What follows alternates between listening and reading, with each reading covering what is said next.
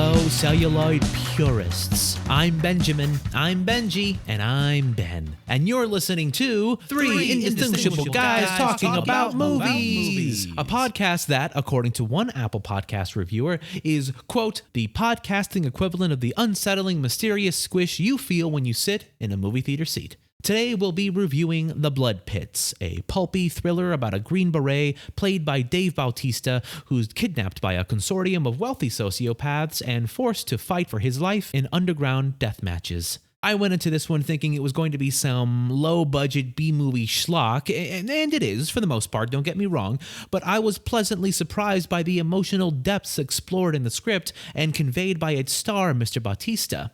What did you think, Ben?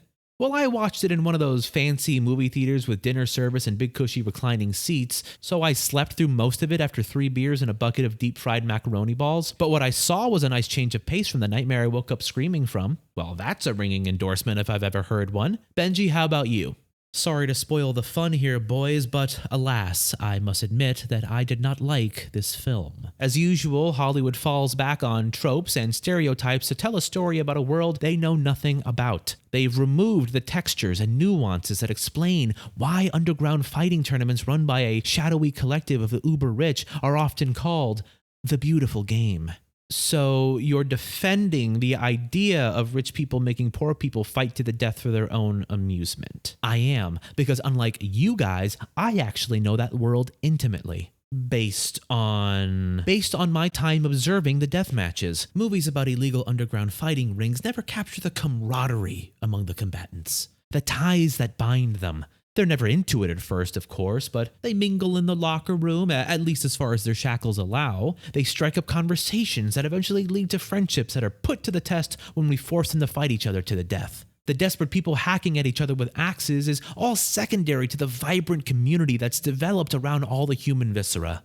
And you have no problem with any of it. Well, I mean, I wish the shadowy governing body of elites who run the global network of death pits cared a little bit more about the safety of its fans. But, you know, there are foul balls in baseball, and basketball players crash into the courtside seats all the time. So a spear ricocheting off a shield and into your chest as you flag down the PCP vendor is a thankfully rare but sadly unavoidable part of the game. But if you survive, they let you keep the spear. I usually just give it to a kid, though. The way their eyes light up when you hand them the spear you just yanked from your chest, ugh. That's a memory they're going to cherish. I cannot believe what I'm hearing. How can you justify putting normal people through these horrors for your own delight? Look, I'm not blind to the pain we're causing. Some of them aren't happy about it, but 1 out of every 300 or so find themselves exactly where they should have always been, relentlessly chopping up strangers they've been commanded to kill as they're cheered on by a few dozen sweaty men in suits. And honestly, I've gotten to know some of these guys, and they are just the best. Guys like Syphilis Terry and Gunk. Oh man, you guys would love Gunk. He has this really cool hole in his brain that he can whistle out of. Like the enchanting song of a meadowlark. He keeps saying he's going to bring his kid around when he discovers his bloodlust. He caught Gunk Jr. roasting ants with a magnifying glass, so it should be any day now. I'm excited for that. I only know him from pictures. He's getting so big. The brain hole doesn't run in the family, though. Not unless Junior also takes a spiked mace to the head. Man, what an experience those death pits are. What a family.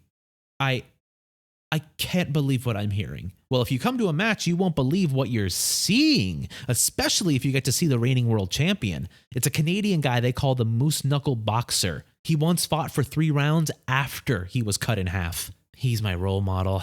So the only reason you dislike the movie is because it sheds a negative light on a stomach-churning blood sport. Well, I mean, I didn't like the cinematography. Oh, well, yeah, for sure. It looks like dog shit. Well, that wraps up this week's episode. Follow us on Twitter at InaudibleCast and contribute to the Patreon at patreon.com/inaudiblepod.